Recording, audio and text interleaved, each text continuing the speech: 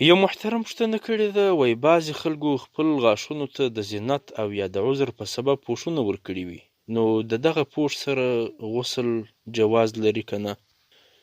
محترمه، د مسئلې تفصیل دا دی، د غاښونو پوښونه پر دوه رقمه دي.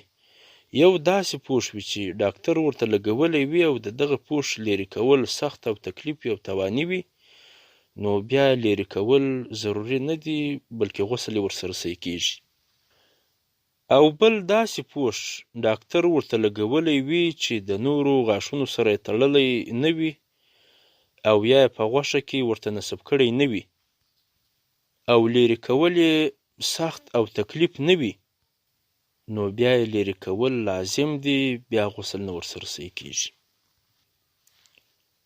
رد المحتار اول ټوک او صفحه 154.